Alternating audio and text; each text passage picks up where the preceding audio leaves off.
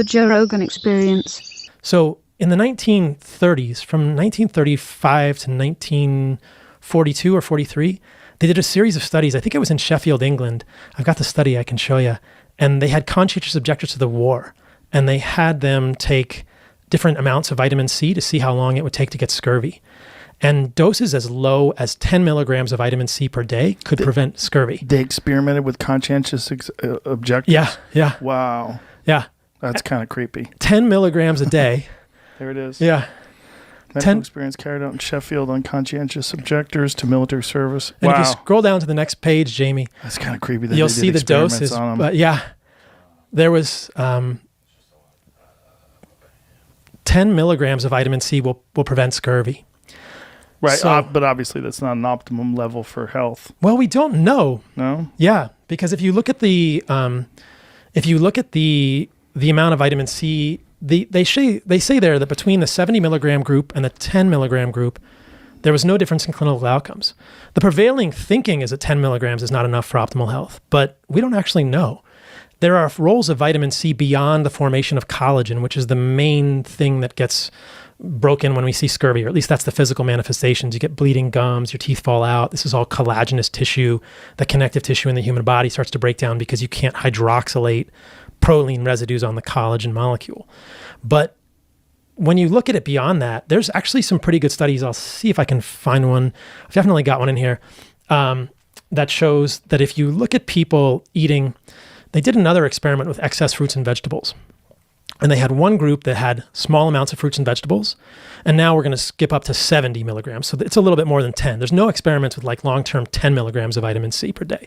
But there's an experiment that compares 70 milligrams of vitamin C per day from low fruits and vegetables to 270 milligrams of 270 milligrams of vitamin C from fruits and vegetables.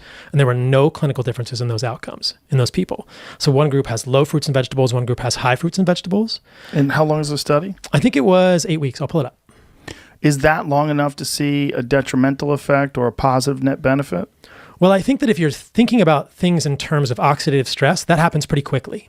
You would definitely, I think, begin to see increased DNA damage. We measure it with this marker called 8-hydroxy-2-deoxyguanosine, lipid peroxides, inflammation. I think you would see it. You start to see it pretty quickly when you get lower levels of vitamin C. The higher vitamin C group with more fruits and vegetables certainly had a higher level of vitamin C in their blood, but they didn't have any differences in terms of those markers. So this one is... What about the benefits of vitamin C in fighting off colds and infections? Right. So the interventional studies with that have generally failed. Really? Yeah. But the consensus wisdom is that, like, if you have a virus, right, take vitamin C. Take vitamin C, yeah. I'll show you this one. So if you go to the vitamin C folder, Jamie, and then you go to the vitamin C from an evolutionary perspective study, you'll see a list of all the interventional studies with vitamin C.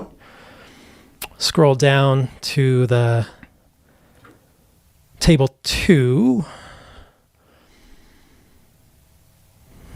So one more table down. That one. So you'll see these are interventional studies with vitamin C, and there's an RCT there for the common cold. It's a meta-analysis, actually, which 11,306 participants, and there was no effect on the incidence of the common cold. So this gets into the interesting conversation about epidemiology, and I know you know about this. The way that epidemiology is so misleading for us. Yeah. And if you look at the association of vitamin C in the blood, there's an association with better outcomes. But when we do interventional studies, we don't see it. And in this table, you can see no effect on mortality, no effect on the incidence of the common cold, no effect on cardiovascular events, and essentially no decrease in systolic blood pressure with an intervention. No effect on no effect on the incidences of the common cold. But what about once someone has a cold? That is like when Emergen-C and all these different vitamin C supplements, this is what they're always claiming, is that taking it while you have the cold is what's going to reduce the duration of the disease. Concluded that vitamin C supplementation has no effect on the incidence of the common cold. However, a modest reduction of symptoms was consistently found in reviewed studies. Yeah, so maybe. So good while you have it. Maybe while you have it. So if you have something, then jack up the dose. Yeah.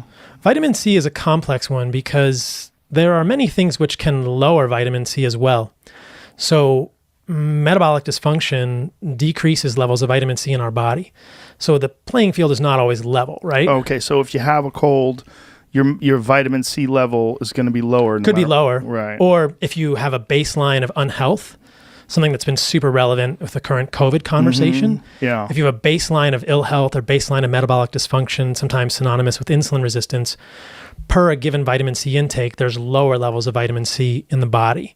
So if you look at animal foods, like if you eat nose to tail, if you're eating a couple ounces of liver per day and some meat per day and other organs, you can get pretty close to 70 milligrams of vitamin C a day, which is basically the RDA. I think the RDA might be 70 or 90 milligrams of vitamin C. Now, this expression nose to tail, a lot of people don't know what we're talking about. What you're talking about is organ meats. Yeah. Yeah, is eating organ meats, because most people, when they think of eating animal products, they think of just eating tissue, muscle tissue. Episodes of the Joe Rogan Experience are now free on Spotify. That's right, they're free.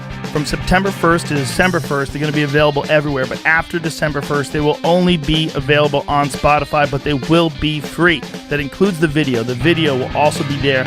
It'll also be free. That's all we're asking. Just go download Spotify. Much love. Bye-bye.